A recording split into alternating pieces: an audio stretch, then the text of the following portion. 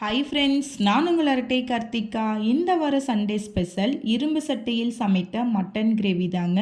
இரும்பு சட்டியில் நீங்கள் நான்வெஜ் சமைச்சு சாப்பிட்றப்ப ருசி சூப்பராக இருக்கும். ரெண்டாவது, இரும்பு சட்டியில் சமைக்கிறப்ப நமக்கு இரும்பு சத்து நல்லா கிடைக்குங்க.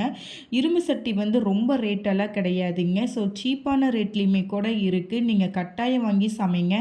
எனக்கு சிக்கன்னா ரொம்ப பிடிக்கும். பட் சிக்கன் எனக்கு சேராது. அதனால் நான் இந்த மட்டன் எடுத்தேன்னா நான் இரும்பு சட்டியில் தாங்க செய்வேன். நாங்கள் காலையில் சர்ச்சுக்கு போயிட்டு 11 மணிக்கு வந்துடுவோம். நான்வெஜ் எனக்கு பிடிச்சது என்னவோ நான் அதை எடுத்துகிட்டு வந்துடுவேன். என் ஹஸ்பண்டு சர்ச்சுக்கு போயிட்டு இன்னொரு ப்ரேயர் அட்டன் பண்ணிவிட்டு மதியம் 1 மணிக்கு வருவாங்க. அவங்க வரதுக்குள்ளார செஞ்சு வச்சுருவேன். ஸோ நான் முறையாக மட்டன் நான் இரும்பு சட்டியில் சமைச்சு நான் எங்கள் வீட்டுக்காருக்கு கொடுத்தப்ப டேஸ்ட்டு சூப்பராக இருக்குது, சிக்கன் சாப்பிட்ற மாதிரியே இருக்குது அப்படின்னாங்க. அவங்க நம்பவே இல்லை இது மட்டன் சொல்லிட்டு. எங்கள் உண்மையாலுமே மட்டன் தான், இரும்பு சட்டியில் செஞ்சனால உங்களுக்கு அந்த சிக்கன் டேஸ்ட் இருக்குது அப்படின்னு.